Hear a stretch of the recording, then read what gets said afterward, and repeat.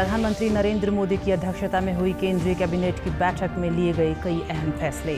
6,28,000 करोड़ के राहत पैकेज को दी मंजूरी।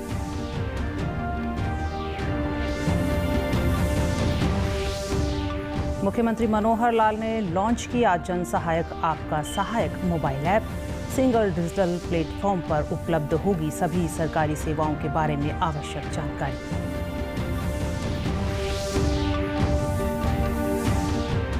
स्वास्थ्य विभाग पर दबाव कम करने और कोविड-19 के प्रबंधन के लिए प्रदेश के प्राथमिक विद्यालयों के शिक्षकों को निःशुल्क स्वास्थ्य परामर्श सेवा दे रही है सामाजिक संस्था।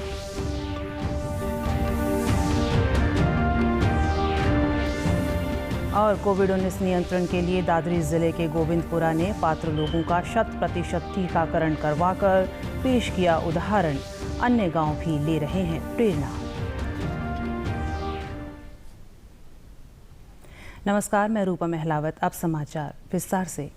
प्रधानमंत्री नरेंद्र मोदी की अध्यक्षता में हुई केंद्रीय कैबिनेट की बैठक में आज कई महत्वपूर्ण फैसले लिए गए। केंद्रीय मंत्री प्रकाश जावड़ेकर ने मीडिया को संबोधित करते हुए कहा कि वित्त मंत्री निर्मला सीतारमण ने 2 दिन पहले बड़ा निर्णय लिया था कि जिनको कोविड के चलते दिक्कतों का सामना करना पड़ रहा है, उन्होंने ऐसे सभी क्षेत्रों को 6,28,000 करोड़ रुपए की मदद का खाका बताया था, जिसे कैबिनेट ने मंजूरी दे दी है। कोविड के चलते दिक्कतों का सामना करना पड़ रहा है, ऐसे सभी क्षेत्रों को 6,28,000 करोड़ का मदद का एक पूरा खाका उन्होंने बताया था। आज मुझे खुशी है कि 2 दिन हुए और कैबिनेट ने आज उसको अप्रूवल भी दिया। केंद्रीय मंत्री रविशंकर प्रसाद ने कहा कि सूचना हाईवे हर गांव तक पहुंचे, इस दिशा में सरकार ने ऐतिहासिक फैसला लिया है। देश की 2.5 लाख ग्राम पंचायतों को ऑप्टिकल फाइबर से जोड़ना था। आज भारत नेट को पीपीपी के जरिए देश के 16 राज्यों में 29,432 करोड़ रुपए के कुल खर्च पर मंजूरी दी है। नरेंद्र मोदी जी की सरकार ने एक ऐतिहासिक फैसला किया है। हर गांव में सड़क पहुंचे, हर गांव में बिजली पहुंचे और अब हर गांव में इंफॉर्मेशन ई-वे पहुंचे। ये है मॉडल ऑफ डेवलपमेंट। आज देश के सारे गांव में बिजली पहुंच गई है। इसकी चर्चा भी होती रही है कई बार, संसद के अंदर, संसद के बाहर। सर्वोच्च न्यायालय ने आज कहा है कि कोविड से हुई हर मौत के लिए पीड़ित परिवार को वित्तीय सहायता मिलनी चाहिए। हालांकि यह राशि कितनी हो, इसके लिए केंद्र सरकार खुद दिशा निर्देश बनाए। एनडीएमए को कितनी राशि पीड़ित परिवार को दी जानी चाहिए, यह भी तय करने को कहा। सर्वोच्च न्यायालय ने 4 लाख रुपए की सहायता राशि दिए जाने की मांग वाली याचिका पर यह आदेश दिए हैं।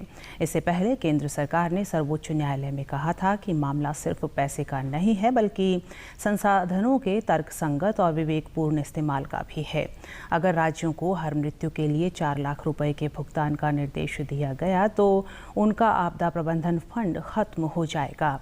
इससे कोरोना से निपटने की तैयारियों के साथ ही भूकंप, बाढ़, चक्रवात जैसी प्राकृतिक आपदाओं से लड़ना लगभग नामुमकिन हो जाएगा। मुख्यमंत्री मनोहर लाल ने आज चंडीगढ़ में जन सहायक आपका सहायक मोबाइल ऐप लॉन्च किया।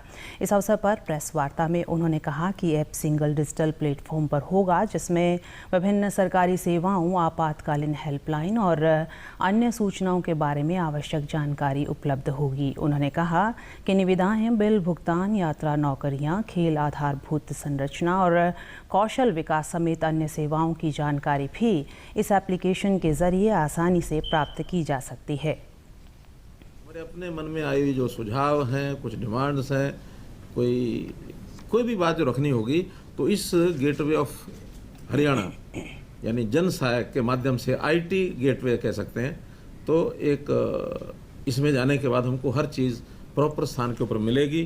और ये अच्छी बात है कि दोनों भाषाओं में द्विभाषी मोबाइल ऐप है ये, अंग्रेजी और हिंदी दोनों में। G2C, गवर्नमेंट टू सिटीजन, ये सेवा रहेगी। मुख्यमंत्री ने 20 साल से अधिक समय से किराए या लीज अथवा लाइसेंस फीस पर चल रही पालिकाओं की दुकानों व मकानों की मलकियत उन पर काबिज व्यक्तियों को देने की घोषणा के अनुरूप आज शहरी निकाय स्वामित्व योजना पोर्टल भी लॉन्च किया। मुख्यमंत्री ने बताया कि इस पोर्टल पर पात्र लाभार्थियों से आवेदन आमंत्रित किए जाएंगे और काबिज व्यक्ति को मालिकाना हक के लिए कलेक्टर रेट से भी कम रेट की अदायगी करनी होगी। इस पोर्टल पर 1 जुलाई से आवेदन आमंत्रित करने की प्रक्रिया शुरू होगी। लीज पर ली हैं, तयबदारी पर ली हैं या लाइसेंस लेकर के अपना काम कर रहे हैं और वो चाहते हैं कि हम इसके मालिक बन जाएं। तो हमने स्वामित्व शहरी, पहले एक स्वामित्व ग्रामीण किया था, वो भारतवर्ष में चल रहा है। हमने हरियाणा में ही किया केवल, अभी तो स्वामित्व शहरी कि जिनकी ज़मीनें अपनी नहीं हैं और वो पैसा आज के कलेक्टर रेट की परसेंटेज के हिसाब से, इस प्रकार से सरलतम। और बहुत लोगों का जो रिस्पांस मिल रहा है, हमें फीडबैक जो मिल रहा है, बहुत ही प्रसन्नता है लोगों में कि हमें यानी पीढ़ी दर पीढ़ी जो लोगों की ज़मीनें ऐसी ली हुई थी उनका भी मालिकाना आज दूसरी तीसरी पीढ़ी को मिल रहा है। स्वास्थ्य सेवा के बुनियादी ढांचे पर बढ़ते दबाव को कम करने के लिए निजी सामाजिक संस्था ने प्रदेश के सभी प्राथमिक विद्यालय के शिक्षकों के लिए निःशुल्क स्वास्थ्य परामर्श सेवा शुरू की है। यह सेवा स्थानीय डॉक्टरों पर दबाव कम कर कोविड-19 के प्रबंधन में मदद कर रही है। अंबाला में आज संस्था के अध्यक्ष ने बताया कि हमने संपर्क पाठशाला के नाम से ऐप शुरू किया था। उन्होंने बताया कि कोविड महामारी के दौरान बहुत से शिक्षक संक्रमित हो रहे थे, तो हमने यह कार्यक्रम शुरू किया और संक्रमित शिक्षक डॉक्टर से परामर्श ले सकते हैं। उन्होंने कहा कि शिक्षक अपने परिवार के सदस्यों के लिए भी परामर्श प्राप्त कर सकते हैं। ये प्रोग्राम इसलिए शुरू किया गया था कि कोविड के दौरान बहुत सारे टीचर्स उससे इन्फेक्टेड हो रहे थे। हम इस तरह की चीज़ें सुनने में आ रहा था कि टीचर्स को बहुत दिक्कत हो रही है। तब हमारे फाउंडर श्री विनीत नायर जी ने ये प्रोग्राम स्टार्ट किया और इससे टीचर्स अपना कॉल करके जो एक्सपर्ट डॉक्टर हैं उनसे अपना कंसल्टेशन ले सकते हैं। सेवा का लाभ ले चुके शिक्षकों ने बताया कि कोविड के दौरान हमने ऐप के माध्यम से चिकित्सकों से संपर्क करके इसका लाभ लिया है। उन्होंने बताया कि वे अन्य लोगों को भी इस हेल्पलाइन के बारे में जानकारी दे रहे हैं। इनके पीरियड में बहुत कारगर सिद्ध हुई है। हमने घर में भी किया कि जैसे हमारे घर में भी बुजुर्ग रहते हैं, सास ससुर हैं, माता जी हैं मेरी, तो उन्हें भी इससे काफ़ी पीछे तबीयत खराब हुई तो हमने उसका हेल्प ली है। जो सर हेल्थ लाइन है काफ़ी कारगर साबित हुई है। पहले तो हमने इसको अपनी फैमिली में ट्राई किया, जो भी हमारी फैमिली में है, जो बुजुर्ग हैं, उनको कहा कि ये हेल्पलाइन नंबर है, अगर तुम्हें किसी भी तरह के कोई भी कोविड-19 से रिलेटेड कोई भी सिम्टम नज़र आते हैं, क्योंकि इनके काफ़ी एक्सपर्ट डॉक्टर हैं, वहाँ पे कंसल्ट कर सकते हैं। घर बैठे ही हमने मतलब ये कोविड-19 के टाइम हम बाहर नहीं जा सकते, बाहर गैदरिंग ज़्यादा होगी, फिर हमें परेशानी हो सकती है, दिक्कत हो सकती है, इसलिए ये काफ़ी हेल्पफुल साबित हुई है। जब mid day meal door to door distribute करने जाते हैं तो मिल जाता है कि मैडम मुझे खांसी जुकाम हो रहा है, तो हमने उनको ये हेल्पलाइन दी और काफ़ी मेरे अभिभावकों ने भी और स्टूडेंट्स ने भी उन पर कॉल किया, तो उनको काफ़ी बेनिफिट लगा। वो अच्छी राय देते हैं कि आप इस टाइम में ये करें। हाँ, जिनको ये है कि दादरी जिले के गांव गोविंदपुरा ने पात्र लोगों का 100% टीकाकरण कर एक मिसाल कायम की है। स्वास्थ्य विभाग के अनुसार यह जिले का प्रथम गांव है जहां 18 साल व इससे अधिक आयु के सभी ग्रामीणों को वैक्सीन दे दी गई है। उपायुक्त अमरजीत सिंह मान ने बताया कि जिले में विशेष अभियान के तहत शिविर लगाकर अगले माह तक 100% वैक्सीन लगाने का लक्ष्य है। जिला टीकाकरण अधिकारी डॉक्टर आशीष मान ने कहा कि गाँव माठी पिरानू में भी 45 वर्ष से अधिक आयु के सभी व्यक्तियों को टीका लगाया जा चुका है। जिले में अभी तक 2,29,659 व्यक्तियों को वैक्सीन दी जा चुकी है। 28,000, 20,000, 10,000 अलग अलग डेटों पे अलग अलग हम इसके वैक्सीनेशन कर रहे हैं।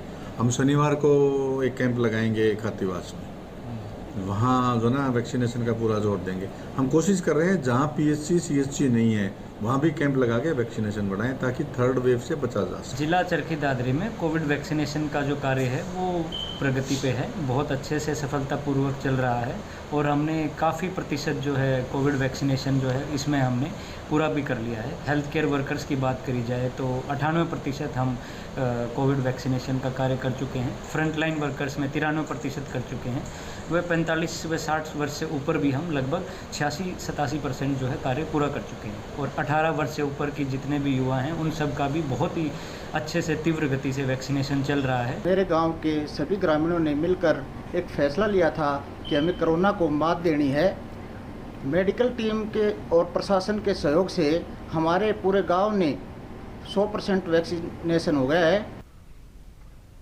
प्रधानमंत्री गरीब कल्याण अन्न योजना के तहत ज़रूरतमंद परिवारों को अब नवंबर तक निःशुल्क राशन दिया जाएगा। यमुनानगर जिले में योजना के तहत लगभग 6.5 लाख लाभार्थियों को योजना का लाभ मिल रहा है। उपायुक्त गिरीश अरोड़ा ने बताया कि योजना के तहत सभी लाभार्थियों को प्रति व्यक्ति 5 किलो अनाज निःशुल्क दिया जा रहा है। 70 कार्ड धारक हैं जिनको हर एक बेनिफिशरी को उनमें जितने भी परिवार हैं, जितने परिवार के मेंबर हैं, ये तकरीबन 6,60,000 लाभार्थी बनते हैं, जिनको 5 किलो प्रति यूनिट के हिसाब से 34,127 क्विंटल प्रति माह ये गेहूं का वितरण फ्री में किया जाना है। ये योजना अब नवंबर तक बढ़ा दी गई है। डिपो धारक ने लोगों से अपील करते हुए कहा कि राशन लेते समय सरकार द्वारा कोविड के लिए जारी हिदायतों का पालन करें। लाभार्थियों ने भी नवंबर तक मुफ्त राशन उपलब्ध करवाने पर सरकार के प्रति आभार जताया। बढ़ रही है जो ये पिछले साल कोरोना काल में प्रधानमंत्री जी ने शुरू की थी, तो अब दोबारा सेकंड पार्ट जो कोरोना की लहर आई, प्रधानमंत्री जी ने जून तक इसको रखा था, फिर इनकी प्रधानमंत्री जी ने इसको नवंबर तक कंटिन्यू कर दिया, जिससे जो कार्ड धारक लाभार्थी हैं उनको हर महीने मुफ्त गेहूँ मिल रही है जो 5 किलो पर यूनिट है। पिछले साल भी जैसे कोरोना टाइम था तो उस समय भी हमें 5-5 किलो पर पर्सन के हिसाब से गेहूं मिली थी और इस बार भी हमें इस हिसाब से मिल रही है। और इस समय में जब कारोबार सभी बंद हैं तो हमें इस योजना का बहुत लाभ हो रहा है। धन्यवाद हम प्रधानमंत्री जी का और मुख्यमंत्री जी का करना चाहेंगे जी। हमें उन्होंने सुविधा दी है पिछले लॉकडाउन में भी और इस लॉकडाउन में भी, उसमें हमें गेहूँ, बाजरा वगैरह सब चीज़ मिल रही है। राशन मिल रहा है हमारे को, 5 बंदे हम घर के, तो 5 किलो गेहूँ एक के मिल रही है।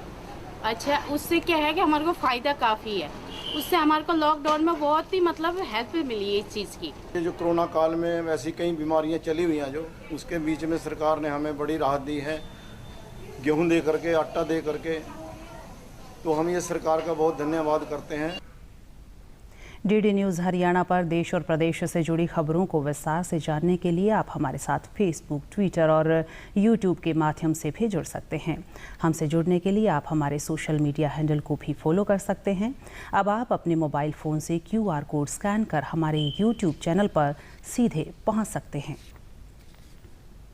प्रधानमंत्री मत्स्य संपदा योजना प्रदेश में किसानों की आय बढ़ाने में अहम भूमिका निभा रही है। योजना के लिए अधिक किसानों को जागरूक करने के संबंध में हिसार और रोहतक मंडल के मत्स्य विभाग के अधिकारी की आज एक बैठक हुई। बैठक में विभाग के निदेशक ने अधिकारियों को अधिक से अधिक किसानों को इस योजना से जोड़ने के निर्देश दिए।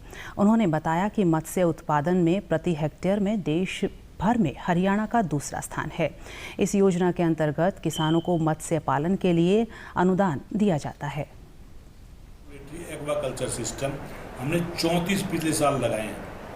उससे में क्या है कि जो 10 एकड़ में मछली पालन से इनकम होती थी फार्मर, वो 1 एकड़ में हो रही है। 90% पानी जो है ना वो रीसर्कुलेट होता है, उसको रीयूज होता है पानी। एक तो इसका ये फायदा है। तो मेन जो सरकार का मिशन है कि हमें 2022 तक अपने किसानों की आमदनी को दोगुना करना है, तो फिशरीज का भी एक मेजर योगदान इसमें रहेगा। वहीं किसानों ने कहा कि जिनके पास कम भूमि है और खारे पानी के कारण जहां फसलों का उत्पादन कम होता है, उस क्षेत्र में इस योजना से काफ़ी लाभ मिलता है।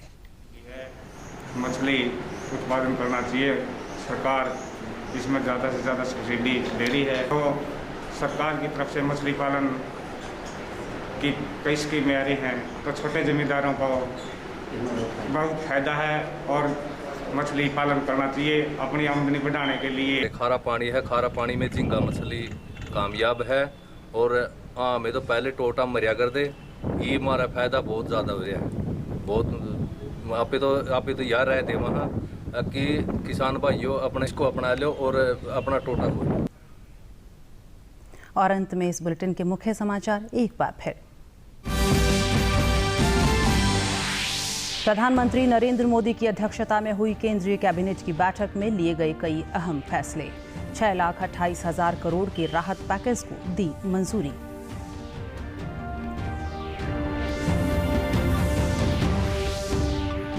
मुख्यमंत्री मनोहर लाल ने लॉन्च किया जन सहायक आपका सहायक मोबाइल ऐप।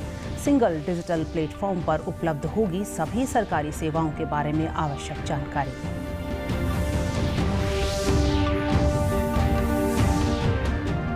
स्वास्थ्य विभाग पर दबाव कम करने और कोविड-19 के प्रबंधन के लिए प्रदेश के प्राथमिक विद्यालयों के शिक्षकों को निःशुल्क स्वास्थ्य परामर्श सेवा दे रही है सामाजिक संस्था।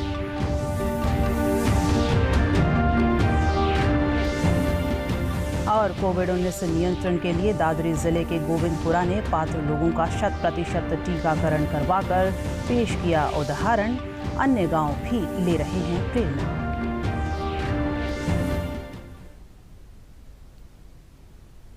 सभी दर्शकों से अपील है कि आप जब भी घर से बाहर निकलें तब मास्क जरूर पहनें, 2 गज की दूरी बनाए रखें और एक नियमित अंतराल पर अपने हाथ धोते रहें। और अगर आप पात्र हैं तो टीकाकरण अवश्य करवाएं, तभी आप कोरोना महामारी से बच सकते हैं। आज के बुलेटिन में बस इतना ही। नमस्कार।